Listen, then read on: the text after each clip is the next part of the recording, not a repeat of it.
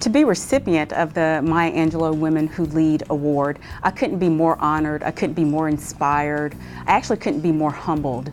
It's hard to really put a label, I would say, on Maya Angelou. She was many things to most of us. She was a writer, a poet, a filmmaker, a civil activist. When I think about the words, her words inspired all of us, and she was a voice for others.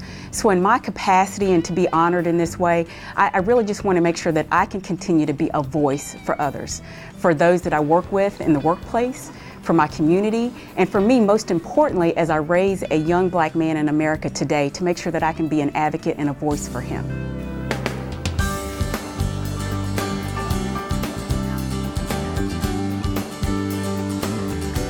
When I think of UNCF, when I think of HBCUs, there's actually several attributes that come to mind. I think about network, community, resource, support for others, history, legacy, tradition. And for students who are able to be attendees of HBCUs, because when you really think about it, education is the key. It's really the utmost in ensuring that those differences that exist in social classes and genders are actually fostered, and that those bridges are actually crossed or even sometimes broken down.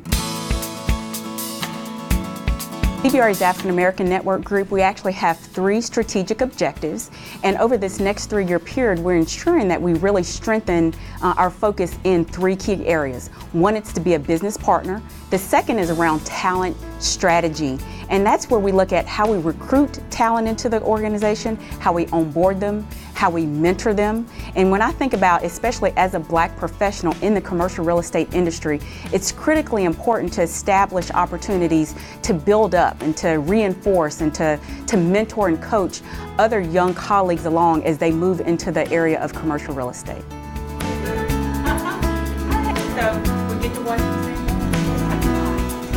When I think about my years, especially in an industry that is so predominantly male-oriented, I think about how did I start my career? I was so focused on actually wanting to make sure that people saw me for my work product and how I delivered in my work product. And that is critically important, but what I've learned is it's really about those relationships that you build with people, those connections that you make to others.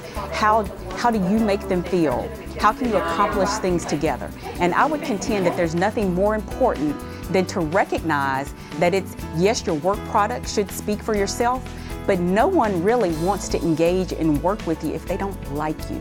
So the most important thing is to really forge and bond relationships and friendships that you can actually work together and accomplish great things.